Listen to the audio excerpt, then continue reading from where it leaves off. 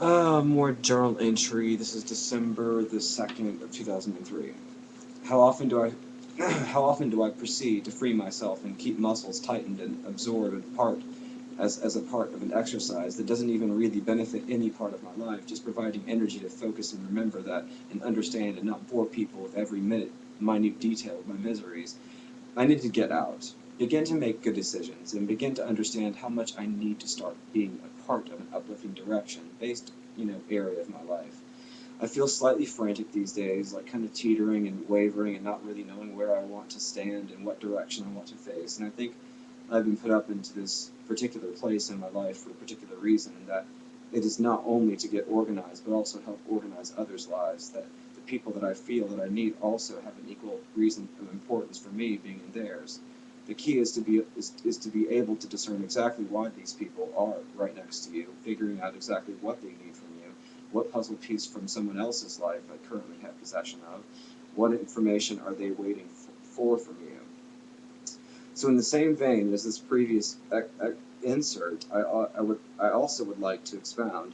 This is a moment where I can be honest about the fact that I can still impress myself that I have just witnessed a rare, fleeting moment of my own fickle forever in constant yet undeniable brilliance. I moved me. Cool, let me enjoy this self-indulgent moment. Ah, sigh of relief, a much-needed moment of ego stroking, but to regress.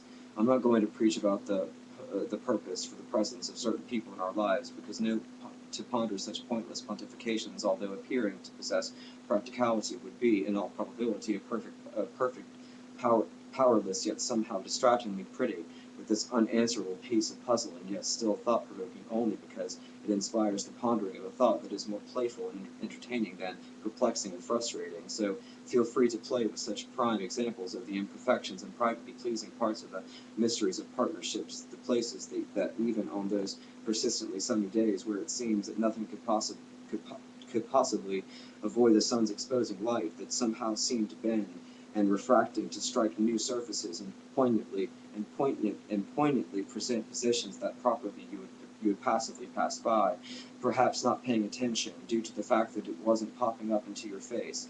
It's poised, easily permissible, unpredictable, possible potential patterns, and very prestigious and profound process unraveling and placing paramount precedence on the presentation of the proper appreciation for the prisms that emerged ever so delicately from their previous places of private patience, waiting for the perfect time to present their anticipated praise, return to the public's scrutinizing eyes and expected pleasures, awaiting palates. The prisms have come to serve their purpose and paint unpredictable places with the refracted promise of the world that we have preconceived as predestiny, ensuring that still desire yet rare element of surprise, the prize of course being the precious presenting of repackaged presents. So here it is, your glorious chance to proceed to embrace the opportunity for a fresh new perspective. You should preserve the rare moments, squeezed every selfish pounding of your perpetually perplexing and profoundly misrepresented and misunderstood fleshly and perfect heart. Here is the prime time for snubbing the pompous, overly apparent, egocentric, pathological people who prefer the prose to prayer, to painstakingly preoccupied with the pursuits of professional procrastinations, proudly personifying the appearance of importance. Pop culture personas please the party posers, becoming the pinnacle point of paramount posings as the only thing worth being proud about. Images promising popularity and peace among the, the, the prophetic parodies. Almost expectantly, you paradoxically confront this pride, this punk, this impending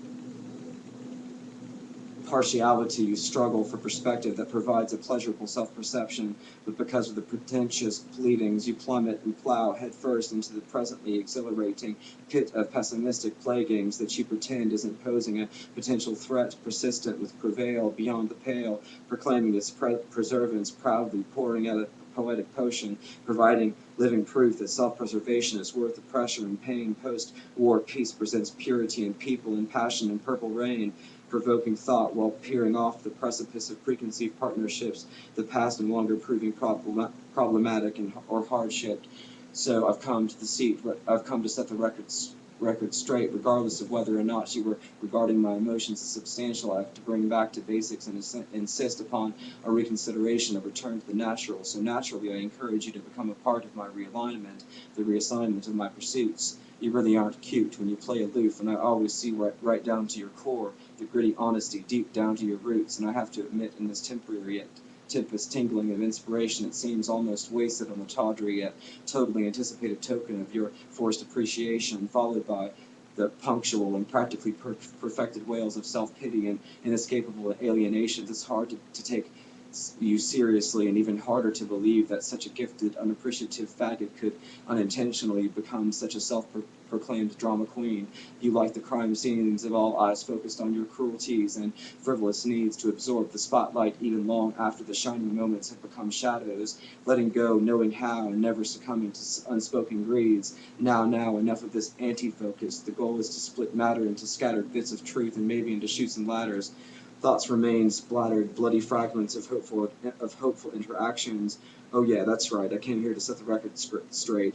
Your silly wounded pretense, your limping concentrations. I take my wild journey back to something that might be more than an herbal remedy, only to find you sitting in your favorite chair, arms folded, twirling your hair, forcing the offensive expression of inexcusable unamusement while I continue to strip down to my naked truth, the nudity of all my efforts, my earthly struggles that have continued since youth. So I thank you for your sensitivity and your concern for my truth. I thank you for that unparalleled open-mindedness that I thought was your strong suit. And in my nudity, I can shower you in my honesty, soak in a moment of nothing to hide behind. Breathe it in and own it, while you, in a traditional selfish sloth, and are hellbound to disown it. This desire to dwell over something perplexing and frustrating is something that I know too well. So what the hell, here goes. It's time to break the summer spell. So I'm here to set the record straight. Where will you turn when everything's already anticipated your next move in your pastime, pleasure, game of power, struggle chess, and guess what? I think I hear the universe hollering that dreaded immortal word, checkmate, that's going to be the new how did I know, how did I predict that you would drive me crazy with such preventable illicit persistence. Your need to knows and must do it my ways quickly fade from enduring character to blatant disregard for the love that was made. How do you in all your grief still manage to make your glamour appear to take a back seat while you drive yourself to another desperate display of your determined need for a showy display of the desired power and the greed? I watch from afar to view the spectacle for what's in store, and I admit my silent amusement at your daily dose of self-disillusionment. I could not so easily suggest a diagnosis if I hadn't swam in the same deep waters as you. I send this prayer to whomever is listening and quite possibly even care. Please show me mercy and bless me with a way to survive, a way to exist. Please give me another chance. Um, I know the beauty in convincing every impressionable view, shaping, bending, molding it into something that we can approve of. What is it now in your personal quest? What next?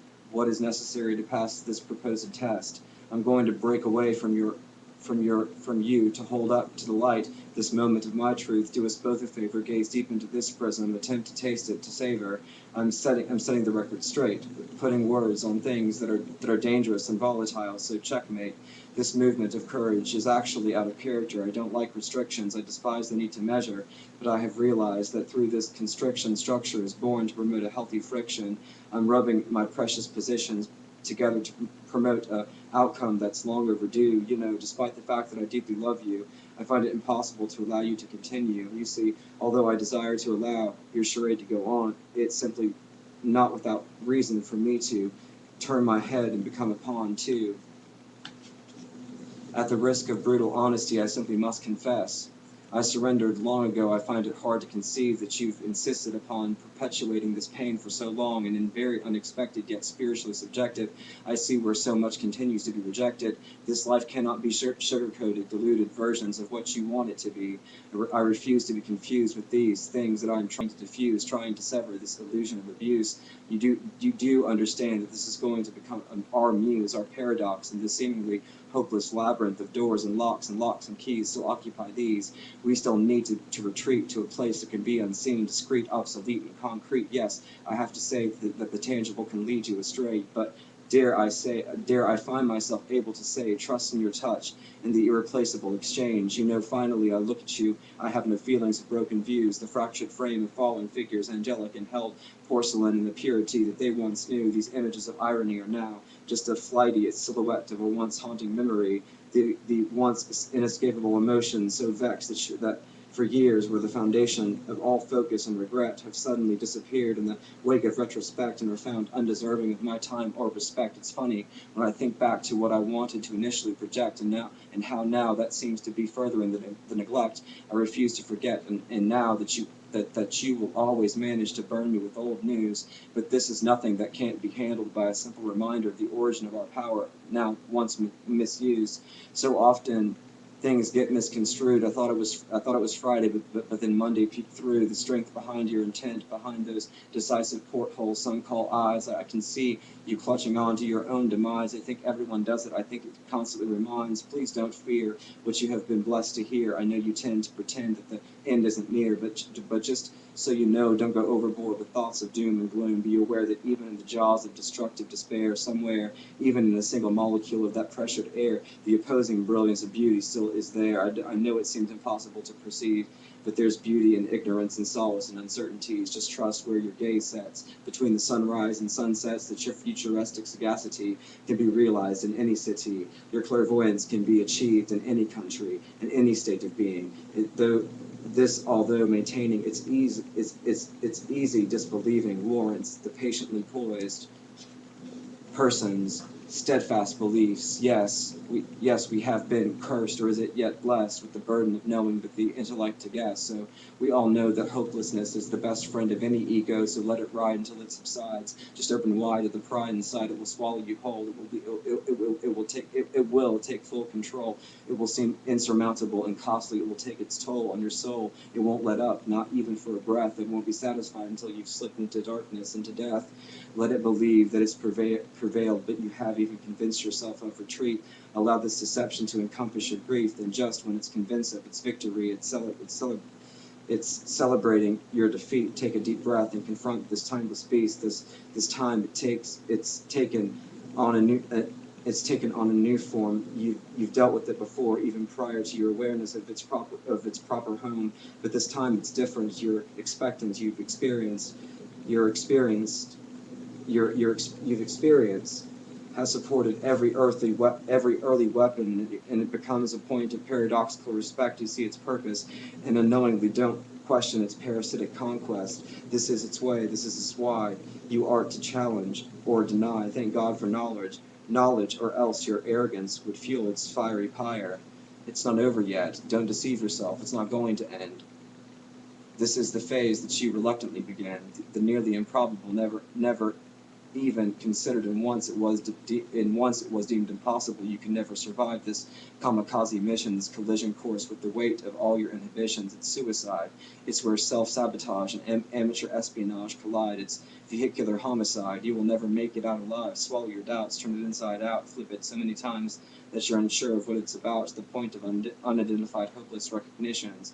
Beyond what you grasp is unfamiliar, and even farther what you feel constitutes an institution, until the questions are all that fill your tired head, until everything's sustained is what remains unsaid. Courageously contradict everything you were taught to believe in. Is inarguable